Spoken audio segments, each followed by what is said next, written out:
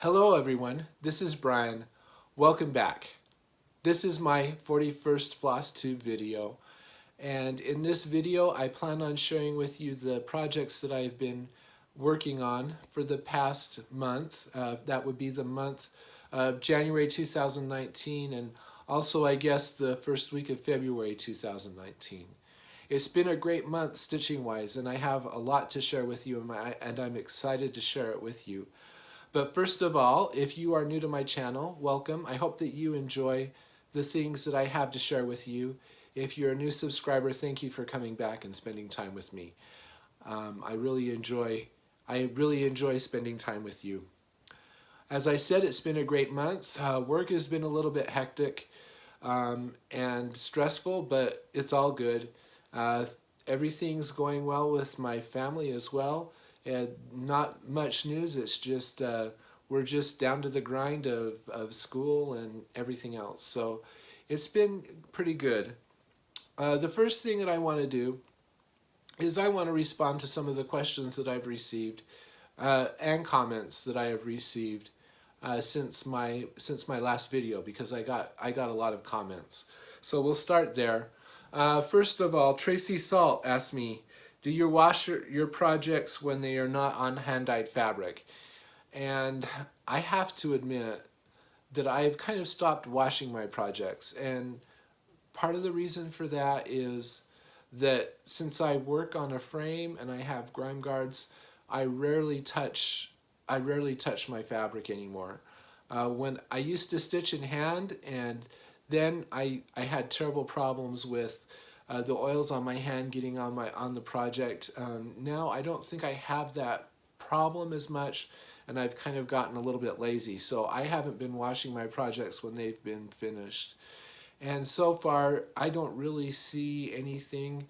Of course, there's always a possibility that in like 20 years I'll see some white that turns yellow or something, but I guess that's the risk I'm taking.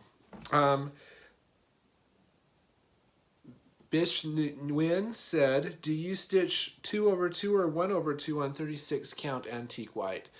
So the only project that I've done on 36 count antique white is my Corazon sampler, and I'll insert a picture here just to remind you what that looked like. And with that sampler, I used 2 strands of floss over 2. Part of the reason why I did that is I just equated that with 18 count Aida, and I used 2 strands with 18 count Aida, and I found that with the linen things were a little bit more crowded and than I'm used to. I think with that sampler it was fine because there was a lot of negative space, but if I was doing something, if I were doing something that was full coverage on 36 count, I think I would be tempted to try 1 strand just because of how plump my stitches looked on that sampler.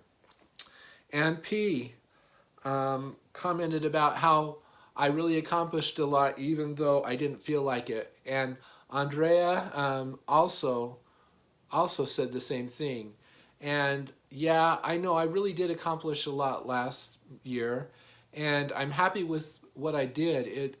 I must have not expressed myself very well, because I'm happy with what I did, and I thought that I really accomplished a lot. I just wasn't expecting to be able to do that much, and I was really happy with what I was able to do, and I'm excited to see what I do in 2019. Kay from Kay's Cross Stitch, she and I kind of switched places over Christmas. She came down here and we went up north, and she commented about how she got a kick out of all of the Arizonans down here freaking out because of 30-degree temperatures, and that for Arizona is actually really cold. This winter has been, it has felt like it's been a cold winter. We've had quite a bit of rain. We've had 3 or 4 days of rain, which is a lot. So we've had quite a bit of rain, And I have actually had a couple of mornings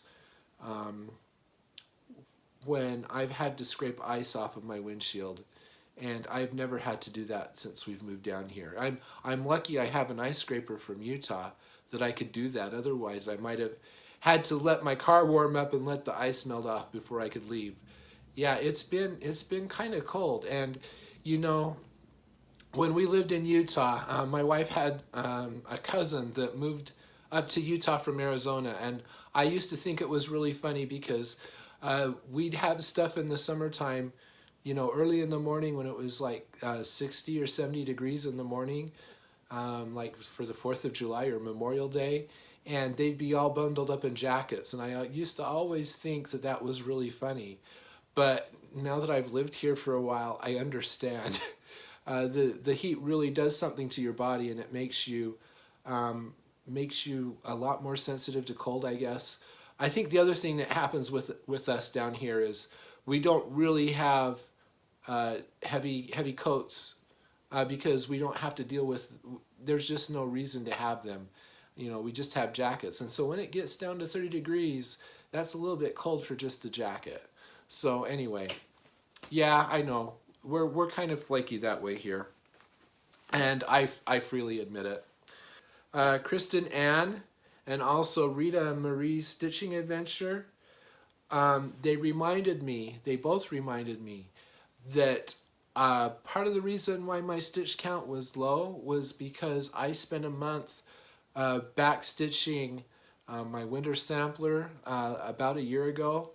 About a year ago, I was backstitching for and only doing that, and I can't count backstitch. I don't know a good way to count it because I'm not going to count every single stitch, and I've already covered the entire. So anyway, that is another reason why my stitch count was lower last year, is because I spent a long time backstitching. And yeah, Let Freedom Ring was another 10, 11 days of backstitching, so I had all over a month worth of backstitching that didn't get counted stitching, so that's probably true. So in my last video, I showed some pictures of my parents' ranch, and Linda from Blue Horse Yellow Cow said she'd like to hear about what it was like growing up there. And it was I don't know anything different, but you know, we were pretty isolated, and I didn't have any friends that lived close. All of my friends lived 20 miles away in town, and I kind of hated that. Um, I, I didn't really like that. But I love being up there now. It is a nice, quiet place. There was a lot of work. I do not particularly like farm work, and that's the reason why I'm not still up there. Because if I had liked it, I imagine I could have stayed because I was the oldest. Yeah, it's a lot of work. I don't, you know, it's like in the winter time, like right now my parents are just barely getting ready to start calving, and when they do that, it's like constant you know, somebody has to get up in the middle of the night and check everybody to make sure that they don't have any calves that have just been born that are too cold. When I was really little, I remember waking up in our house, and my dad had brought a cat several times. My dad brought calves into the house to warm them up because they were, you know, he put out straw, and he had sheds for the cows, but sometimes the cows wouldn't. I don't know if they wouldn't make it to the straw, or wouldn't. That, you know, they'd have a calf right out on the snow, and then Dad would have to do something to warm the calf up. So this time of year is calving season, which is a lot of work. In the spring, they brand the cows, and they get sent out onto the range, and then we had to go around and check all the fence on all the perimeter of the ranch to make sure that everything was repaired, because the snow would bring the fences down in some areas. So spring was fencing and making sure that we kept the cows on our property. And then in the summertime, it's moving pipe, irrigating, and haying, you know, cutting hay for the cows for the winter. And in the fall, like August-ish, my parents also have some dry farm grain, and or they kind of rotate grain through the fields down in the valley too. And in the fall, they cut the grain, and they get ready for winter. There's always something to do. My dad's always got some big project planned, but you know, it's nice to go back there. And what I like most about it is it's really quiet, and there's not a lot of people around. And if I had my druthers, and if I could make money in that kind of situation, I would prefer living up there. But with my schooling and my experience, work is kind of in the big city. So yeah, it was a great experience. I will say this, it taught me how to work. I wish that's another thing I kind of regret, is I would have liked to have raised my kids, my children, in that kind of environment, to teach them that life is not always easy, and to help teach them to learn to deal with problems that come up. You know, I think I learned a lot growing up on a ranch and having to deal with things. And I wish my kids had learned that kind of stuff too. They have a little bit, but there's nothing like living in that kind of environment to teach you that. Amy Pope asked me, what apps do I use to read and mark up PDF files on my Kindle? I think I mentioned that I have a Kindle that I use to hold my patterns electronically. And I use two apps. I use Zodo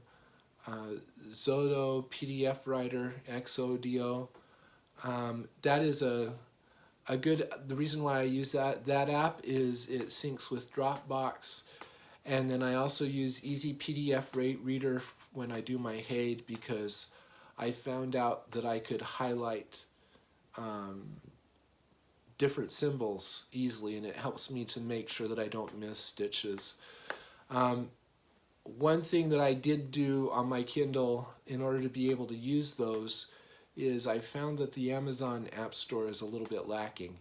And I installed Google Play on my Kindle, and I'm not going to tell you how to do that because it's kind of questionable. But you can, if you want to do that to your Kindle, you can do a quick search and find it. It's not hard to do, but and then I use the apps from the Google Play Store because they seem to be better. Of course, this was a couple of years ago. Things may have changed.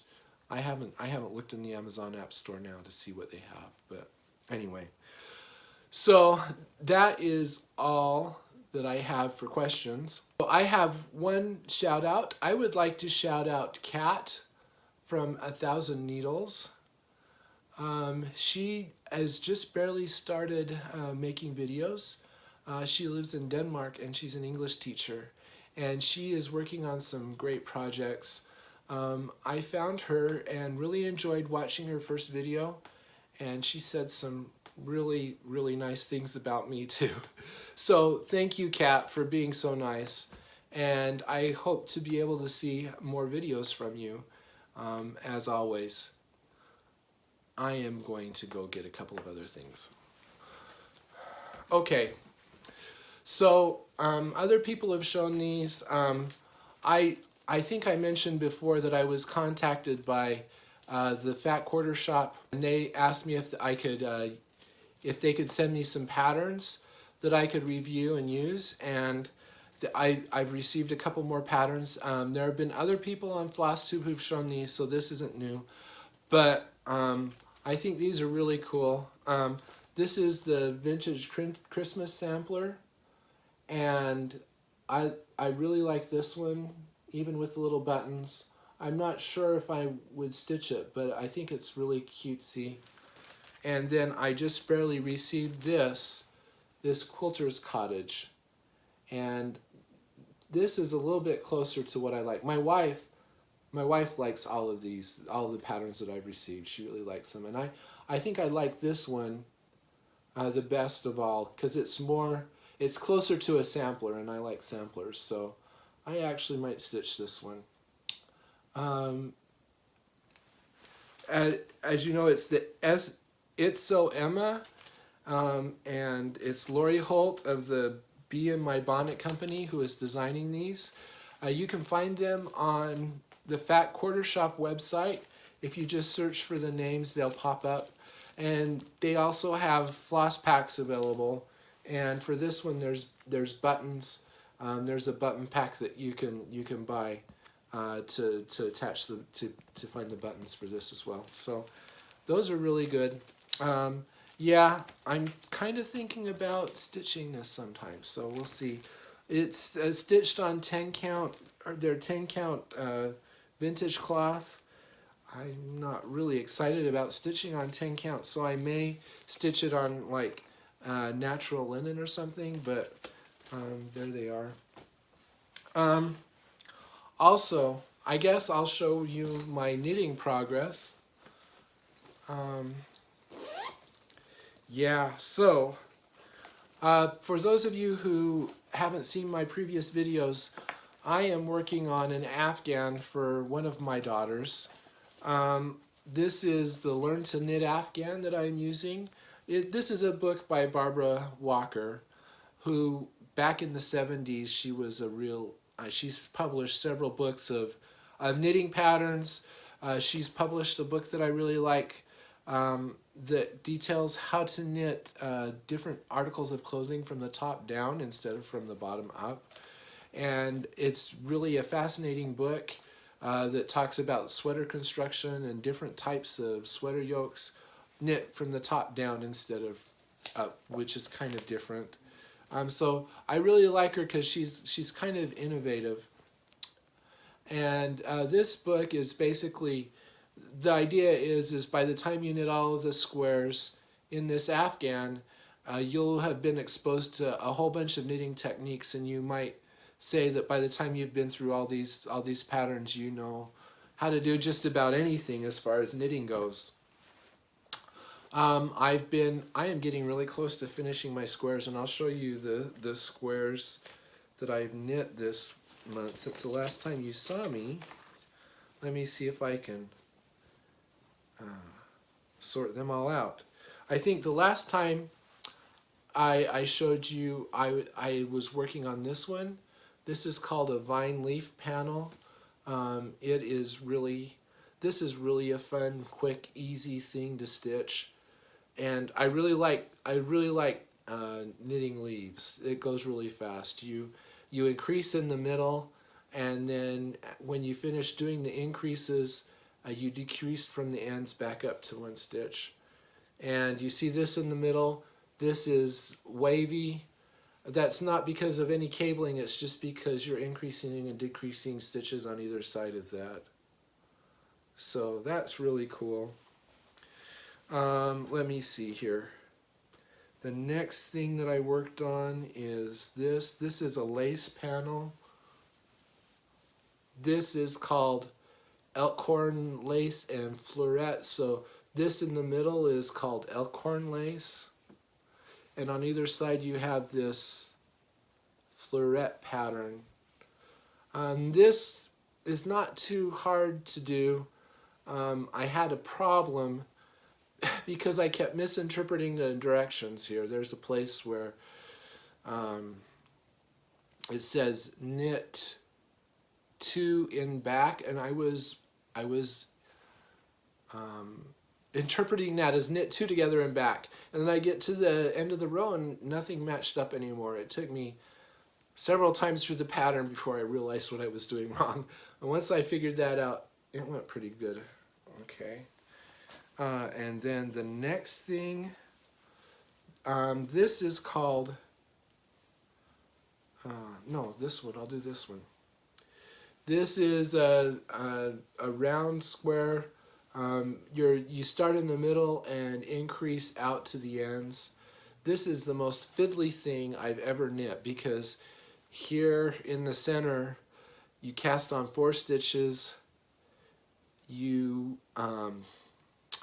increase in each stitch to get 8 stitches, you divide them up onto 4 needles. And let me tell you, working with 4 needles with 2 stitches on each needle, that is not fun.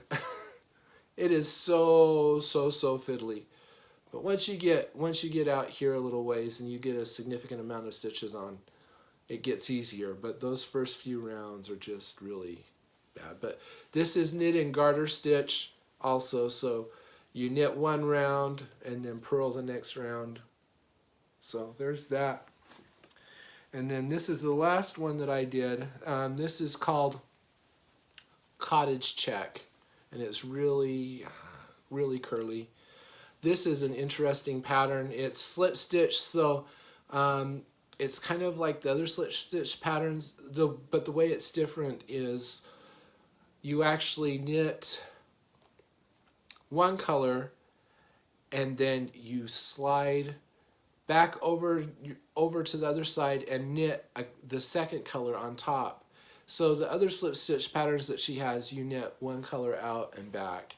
And here you're knitting one color and then going back and knitting another color, and then with the first color you come back this way and then bring the next color. So you're constantly sliding. Instead of knitting a row, you slide back over to the other side of your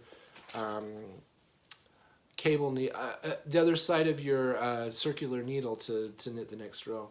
I really like the effect because this is nice and smooth on the front, and it looks, I really like the way that looks.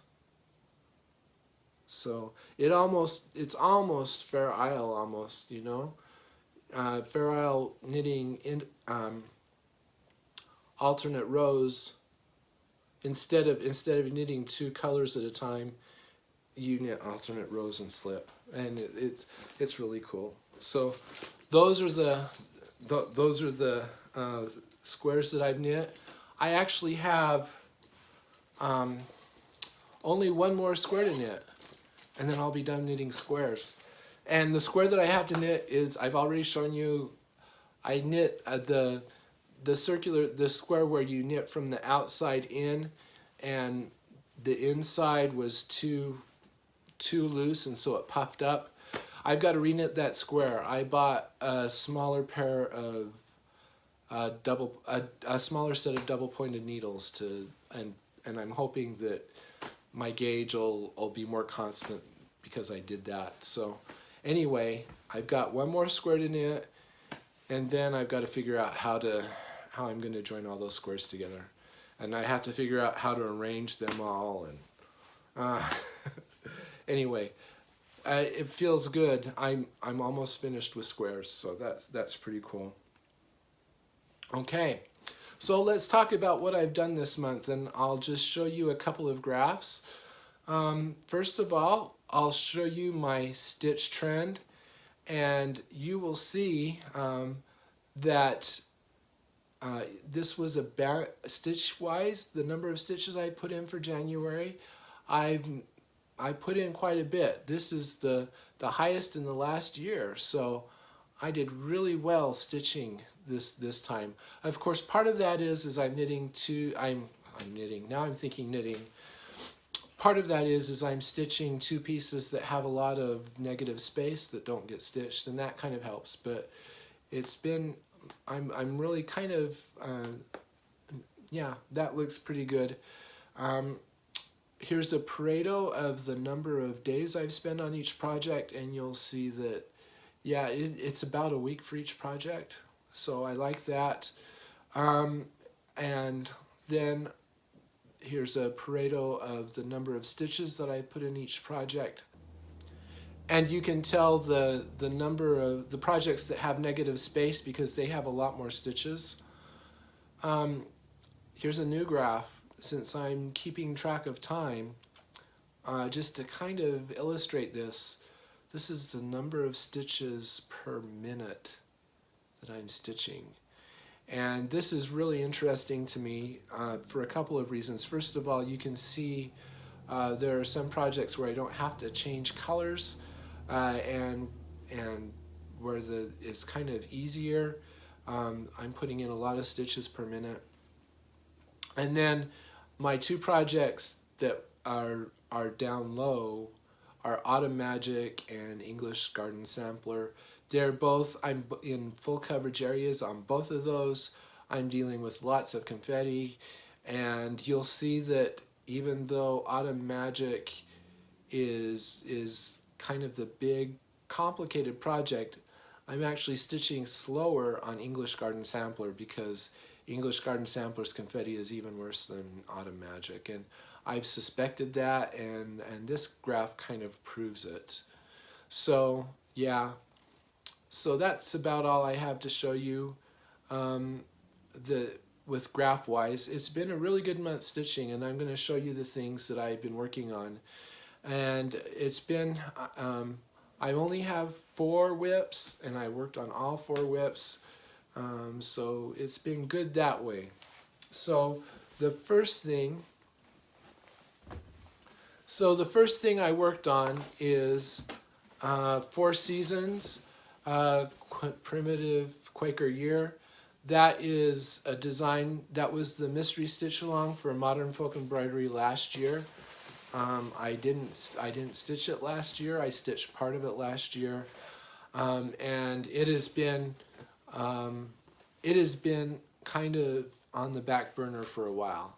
And I'll show you a picture of what it looked like the last time you saw it. I do not have a good picture of what this will look like when it is finished, but this is what it looked like the last time you saw it. And I have really missed this project, and I was really excited to start working on this. And so this is what it looks like now. This is 35 count classic homespun by R&R. My floss is PR075 from Sliks4U. I really like I really like this blue color. I like the way it looks on the back, and there's just a hint of variegation in here. I don't know if it's gonna. It kind of shows up here. I don't know that it's gonna show up very well on camera. So I've stitched basically all of this through here, and about half of this triangle up here, and more of the border. This piece is really fun to work on. I just really loved working on this, and I am actually going to be working on this. This is my piece for this next week, so I am excited to get back to this. I'm hoping that this next week I'm going to be able to at least finish this all the way out to here. I'm hoping to finish so that I have the entire top finished. Yeah. This is really a fun piece, and the motifs are just really fun to look at. I just love the symmetry that's in there, and I just really love that piece. The next piece that I have to show you is Autumn Magic. This is a design by Randal Spangler. It's charted by Heaven and Nurse Designs. This is what it'll look like. It's a house in an autumn setting with a full moon up on top. I will insert a picture of what it looked like the last time you saw it. I am stitching this on 25 count Antique White Lugana. I'm stitching 1/1. You've seen this many times. And I'm really happy, I'm really excited to show you this because I had another page finish. So I finished this page here. And I'm really excited about that. So now you can see we have this tree. I think there's just a tad more of the tree to see up here that we'll see when we finish this, when I stitch this page. And then there's a bench that is showing up over here. And also, you might notice right around here there's a post that is starting on the porch railing, and this is actually the front of the house. So I've turned a corner. This is the side of the house, and this is the start of the front of the house. So I've turned a corner on the house. Yeah, it feels really good to get that page done. Next page I'm going to stitch is this one down here. It is actually a half a page, so it won't take very long to stitch. So I'm excited about that. And actually, I've kind of decided that I need to concentrate on this more, to focus on this piece. And I think what I'm going to start doing is a page. I think looking at how long it takes me to do a page, I think I can do a page in about 3 weeks. And I think what I'm going to do is the next time that this comes out, I am going to work on it until I finish a page. And this time that will be easy because it's like less than half a page that I have to stitch. So it should go really fast. And then the next time when I come up here and start working on this, I think I'm going to just stitch until I finish a page. And I think that will make things feel like they're going faster. It will, I mean, if I really wanted to finish this, the best thing that I could do would be to work on it constantly. I haven't reached that point yet, but I do know if I worked on it constantly, it would take me just from where I am right now, 2 years. It would take me 2 years if I worked on it constantly. I'm not up to working on that for 2 years. I think I would really burn out. But I think I can do a page at a time, and if I'm able to do that, that would mean for 2019 I would stitch 6 pages, which would be, I think that would be a good goal. So I think my goal is 6 pages on that for 2019. I'm already counting one as that page, finishing that page as one. So I have 5 to go. I think I can do that. We'll see. I may lose steam, but who knows. The next piece that I have to show you is Quaker Christmas II. This is by Bygone Stitches. This isn't really a very good picture because everything I'm working on is all folded under. So anyway, this is another piece that has been sitting, waiting for me to work on it. Another piece that I was excited to start working on again. I am stitching this on 28 count Ivory Jobelan, and I'll insert a picture of what it looked like the last time you saw it here. And I'm kind of excited to show you this too, because I think that I've had a lot of good progress. So I am really close. Like, this is the top, right along the top of this Christmas tree is the top of this row of pages. So I actually finished 2 pages, and all I have of this page left to stitch is just this little section right here. So I am really happy with that, and I really like what I've been able to accomplish. This candle, I stitched this candle. I think that star was already stitched. This was really fun to stitch here, this great big huge motif. That took a while. Oh, Christmas tree across the top. This house is really cute. There's a dove and a heart. And then there's a bunch of little things all the way through here. Thanks to Dina, half stitch, cross stitch. This is charted God Rest Ye Merry Gentleman, and it should be gentlemen. She reminded me of that, so I made sure that I made that plural. Let's see what else. Oh, Little Town of Bethlehem. And yeah. So I am excited to move up and start working on the next set of motifs in the next row of pages. So I'm really happy with my progress on that one. And this is the piece that I've just barely finished working on. This is English Garden Sampler by Teresa Wentzler. I've this has been sitting for a long time too. I haven't worked on it, and it's felt good to be working on it again. Well, we'll talk about that. But I'll insert a picture of where it was the last time you saw it. And I am stitching this on 25 count Antique White Lugana.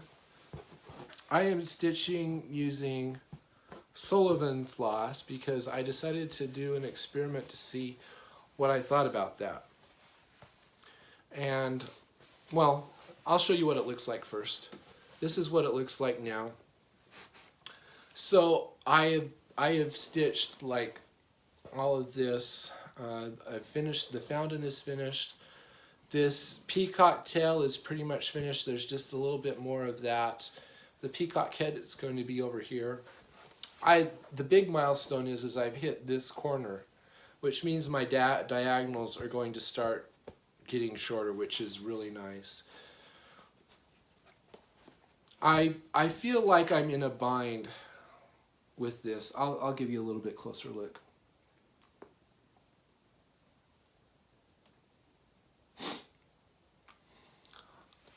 I had been, it's been over 2 years since I started working on this garden scene. And that's partly my fault because I have not been, I have kept putting it aside. And now I'm kind of sick of it. You know, it's like never ending. And there are like 50 shades of green in here, and 25 of those shades are blends. That's a little bit of an exaggeration, but not by much, I don't think. So there's a lot of, it's just really confetti heavy, and it is a lot of work. I've been working on this week, and it has really, I have not enjoyed working on it at all. In fact, it's Friday evening. Rather than work on this, I'm making a video because I'm just not up to doing any more on it this week. I think so part of the problem is I'm sick of it because I haven't been working on it. I'm tired of all of the confetti, and the floss, like I say, it's Sullivans. I decided I don't like Sullivans. It's a little bit, it's not as smooth as DMC, I've decided, and it's harder to get it to lay and look right. It doesn't lay down quite as easily as DMC does for me. And I also think the colors are a little bit, just a tad different from DMC, but I can tell. I don't know, they either have a gray tinge to them or a yellow tinge, and I can't decide which, whether it's gray or yellow, but it's really starting to get on my nerves. Oh, anyway, you know, and you'd say, well, if you're not enjoying it, why are you working on it? It's because I do not want to let this beat me. So anyway, as you can tell, I've been working on it this week, and I'm really frustrated with it. Not because I've had any problems, it's just, I don't know. So I am glad because I think all I have to do is this little, and this is going to go relatively quickly. I think I have 2 or 3 weeks to finish of stitching on it to finish this, and then it's going to get a lot easier. I mean, you've got the alphabet in the middle, topiary trees on either side, and then there's another hedge with a gate in the middle and a peacock sitting on it. And I think that all of this will go a lot quicker, especially if I continue to work on it. So, yeah. So, anyway, I am glad to put this away. I'm going to be glad to put it away for a little bit, and not a ton. I mean, I'm not going to put it away for 6 months like I did last time. But I need a little bit of a break from it, and we'll see. Another thing that I've decided, I've said I'm happy with 4 whips.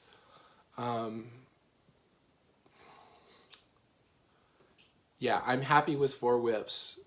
I want to be able to touch all of them in a month, but I found that I don't know, things came around a lot quicker than I expected. It felt that way.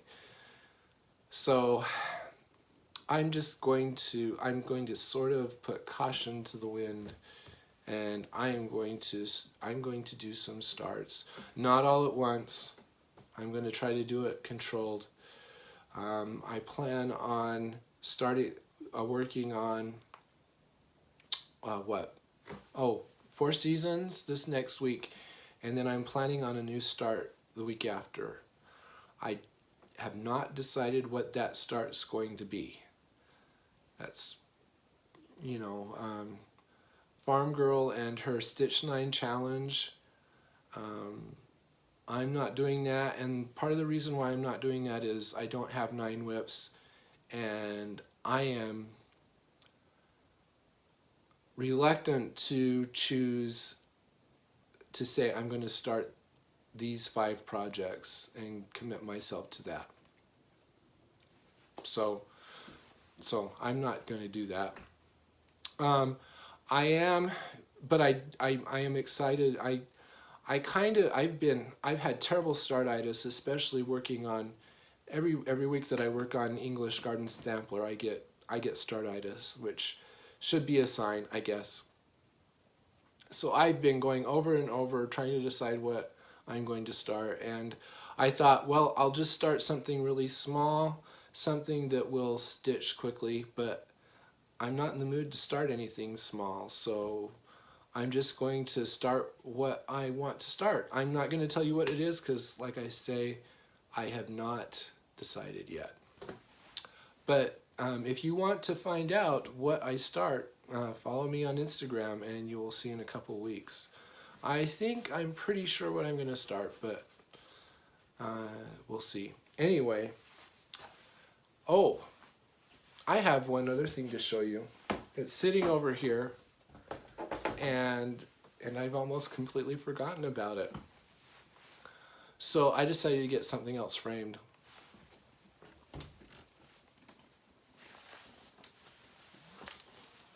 And that would be my Let Freedom ring. Let's see here. So I took this in a couple of weeks ago, and of course Annette from Annette's Acre. I am using the same framer that she's using, and I walked in and put this on the counter, and the framer, he looked at that and he says, "That looks just like the other one I framed." And he said, "This is the frame that I used." And I said, "Okay, we'll use the same frame." And I'm really happy with that. This frame has a little bit of a greenish patina. It's almost coppery, I guess, kind of that greenish coppery color, and it really goes well with the border, especially with the oak leaves along the bottom. I'm really happy with this. I told my wife that it's really kind of amazing to me how much different things look when they're all stretched and put in a frame. So this is it's hanging in our bedroom right now. It's going to go into our living room around Memorial Day, I think. So yeah. Yeah, I'm really happy with it. And it was a lot of work, and I think I'm really happy with how it turned out. So I framed Let Freedom ring. I decided I wanted to frame something else, and I went through all of my stuff, all of my pieces, and this is the one that decided it had to be framed the most. So anyway, let's see. I've told you my plan, sort of. I'm going to continue working through my rotation on these 4 pieces. And I plan on a new start when I get to the end of my rotation. So, and hopefully that will control things enough. Also, I plan on Autumn Magic. The next time I work on Autumn Magic, I will stitch on it until I finish a page. So, yeah. Let's see. I think that's about it. That's about all I have. So thank you so much for spending time with me. As always, feel free to comment below. If you have any questions to ask me, I will answer them to the best of my ability. I always love hearing from you. Feel free to like this video or dislike it if you want. I don't really pay much attention to that. Feel free to subscribe to my channel if you haven't already. As always, if you want to follow my daily progress, you can do that by following me on Instagram, where I post an almost daily photo of my stitching progress. I am at blitstitch there, so feel free to follow me there. I hope that you have a great week, and a great month, and we will talk to you later. Goodbye.